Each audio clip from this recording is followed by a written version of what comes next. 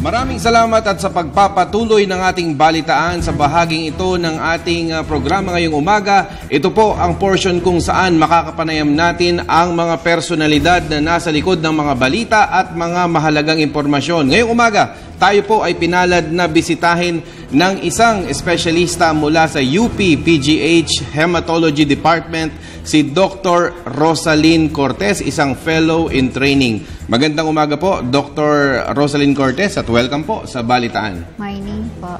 Okay. Ano po itong sakit na hematology na iyong i-discuss po ngayong umaga? Ano yung itong uring sakit na ito ng hematology? So, yung hematology po, lahat po siya ng sakit sa dugo, no? Yung maputla, yung madali pasa. Ang pinakasikat natin yung cancer sa dugo, yung leukemia, tsaka yung mga cancer sa kolagen, lymphoma.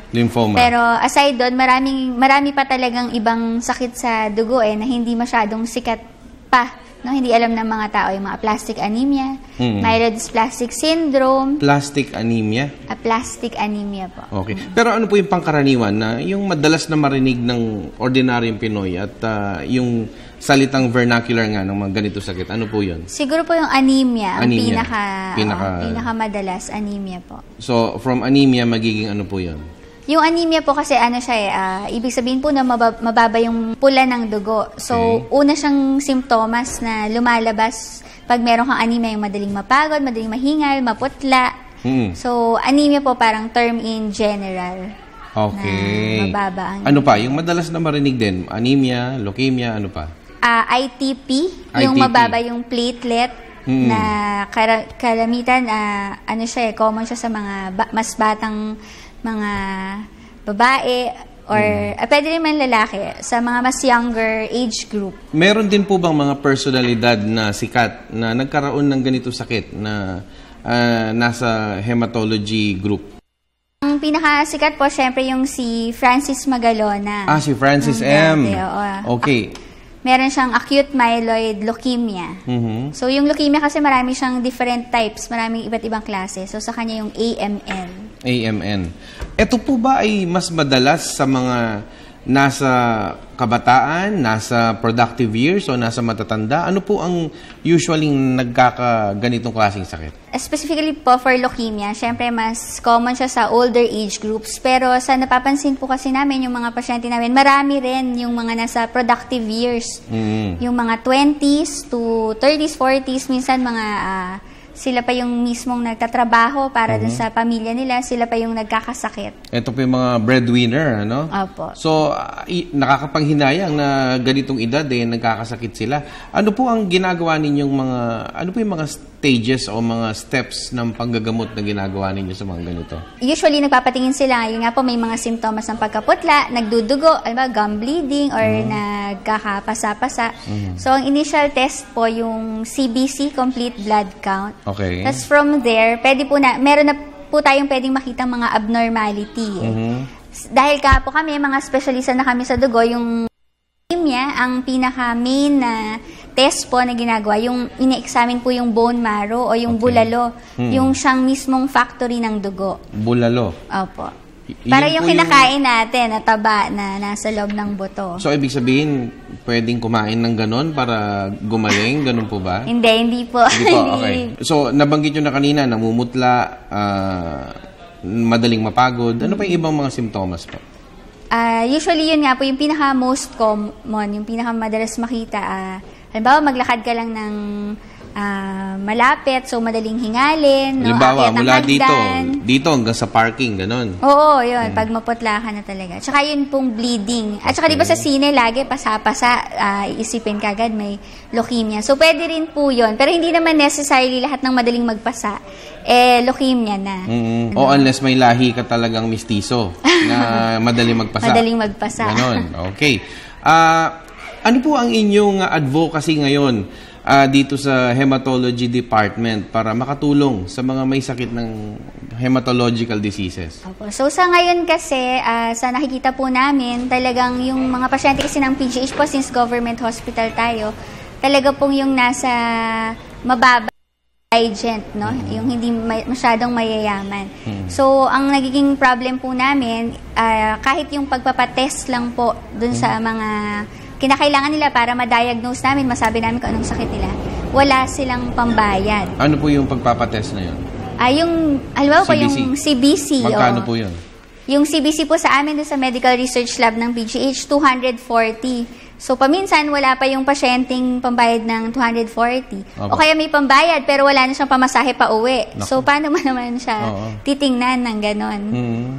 So, ito po, usually, anong naririnig niyong kwento sa mga pasyenteng ito? Talagang yung mga kwento natin, heartbreaking para sa amin. Lalo na yung mga younger talaga, yung mga 20s, mga estudyante, mga tatay, nanay, may mga bata pang mga anak na madadiagnose mo ng leukemia. Tapos syempre, ang kasunod nun kasi chemotherapy, kailangan nilang magamot. Kasi pag hindi sila nagamot, talagang walang lunas yung sakit. No? Gaano Yun po na kabilis? ikakamatay. Kung sakaling, halimbawa, na-diagnose ka, gaano kabilis ang magiging epekto nito? Iba-iba pong sakit so iba-iba rin ang duration. Pero halimbawa sa leukemia, yung mga acute leukemias po, yung kaya siya acute kasi nga mabilis. So talagang pag hindi nagamot, within 3 to 6 months, pwedeng mamatay without treatment. Pag hindi sila nagpagamot. Kung magagamot naman? Kung magagamot, syempre, pwede nating ma-extend at most yung kanilang life ng 5 years sa chemotherapy. Tapos kung sakaling uulit yung kanilang leukemia, ang best talaga yung bone marrow transplant. So yung papalitan mo yung bulalo ng normal at healthy na bulalo galing sa pwedeng kapatid, ganun, or kung walang makuhang donor, pwedeng sa ibang tao. Pero itong sakit na ito, hindi pa pwede yung stem cell dito? Actually, yung pong bone marrow transplant, siya po talaga yung stem cell transplant. Opo, ang tinatransplant po talaga yung stem cell. Siya lang yung legit na stem cell transplant. Yung mga iba pong ginagawa, hindi pa masyadong napag-aaralan yon. Pero ito pong bone marrow transplant, yun po talaga yung, yun na mismo yun. Ano po yung suporta na nakikita ninyong natatanggap sa mga ganitong may sakit? Mas marami po bang sumusuporta sa adult, sa mga kabataan, o pediatric cases, o mga geriatric cases? Ano pong nakikita nyo? Ayan po. So, sa kaso po ng ganyan, sad ng situation namin sa PGH kasi talagang very little yung support na nakukuha namin.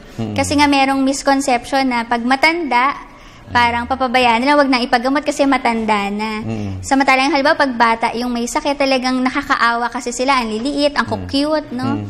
Pag yung mga sa atin, yung mga mas matanda, parang naisip, kasi na buhay naman na nila most of their lives, so pwede nang hindi magpagamot. Pero in reality, yun nga, marami kasi yung mga patients na 20s lang din, 20s, 30s, 40s, mga nanay, tatay na nagtataguyod, prime years, productive years of their lives. Na nasasayang dahil sa ganitong sakit. Opo, talagang parang death sentence na nangyayari pag na-diagnose ka ng sakit sa dugo. Pero meron namang ways para matulungan. So, paggagamot, syempre. At meron na talagang gamot para dito? Meron pong mga ibang, marami kasi siyang sakit. So, merong ibang sakit, meron talagang gamot. Meron ding iba, supportive lang, nagsasali ng dugo, nagsasali ng platelet. Pero yun nga, hindi tayo dapat mapigil sa ganun. Sa hanggang ganun na lang. Kailangan, laging ilaban natin yung mga patients natin. Okay, so meron po kayong fund para makatulong sa mga... Ano po yung invitation yung ito? So, yun po yung in-invite po namin. Kaya meron kaming fun run. Ang title po niya ay Blast Off. So, for your information lang po, yung blast kasi, yun yung leukemia cell, no? So, kaya blast off ayaw natin ng cell na yan. So, this is a run for UPPGH hematology patients. All proceeds po will go to our foundation, the Sagip Buhay Medical Foundation. Tapos lahat po ng mga kikitain natin, gagamitin natin para sa mga pasyente for their tests, for their medications, yung other needs, yung mga pangsalin, kahit simpleng pambili ng swero, tsaka ng mga test tube, yun. Lahat kasi kailangan yan. Gaano na po ba karami ang mga may sakit na ganito sa atin ngayon sa Pilipinas? So sa Philippines po, yung census lang natin, ano siya, 5th leading cause of cancer death. So, among sa mga cancers, 5th siya. So, marami-rami talaga. Sa PGH po, yung mga pasyente namin, nasa 2,000 ang may hematologic diseases. Sigit pa siguro mga 2,300 plus. Okay. Iyon yung recorded. Opo. Recorded, opo. Sa inyong census, higit pa doon ang hindi nagre-report? Ganun po ba? Siguro po maraming hindi na diagnose o kaya isang beses lang nagpunta, hindi na bumalik. So, hindi na namin na kung anong klaseng sakit sa dugo talaga. Tapos, syempre, meron din po marami pang ibang institution na tumitingin din ng mga hematologic disease. So, palamang mas marami pa talaga. Okay. Nasa inyo po ang pagkakataon, ma'am, para sa panawagan sa ating mga kabalitaan, para manawagan kayo sa mga NGOs or sa mga offices natin para tumulong at ganun din para dito sa fund run. Opo, yun po. So, yung fun run po namin, yung blast off sa February 23, 2014 po siya sa UP Diliman Grounds, 5 a.m. Pwede po kayong mag-register online, www.runrio.com. Tapos, for other details, visit nyo na lang din po yung website kung saan pa po pwedeng mag-register. Sa PGH po, merong special registration every Thursday. Tsaka po hindi lang dito sa fund run nagtatapos itong aming adhikain ng awareness and to help our indigent patients. You can donate anytime sa amin, sa aming foundation, sa Gibuhay Medical Foundation. Ang number po ng PGH ay 554-8400. Ang local po ng office namin ay 3231. So for any inquiries or donations, you can contact us anytime. Okay, meron po ba kayong text line na pwedeng ipamigay sa publiko? Ayun po. So, yung aming Hima phone, pwede nyo text or tawagan, 0923-965-3583. Maraming salamat sa pagbisita sa atin ni Dr. Rosalyn Cortez, isang fellow in training ng UP PGH Hematology Department. Marami pang balita at talakayan sa pagpapatuloy ng Balitaan.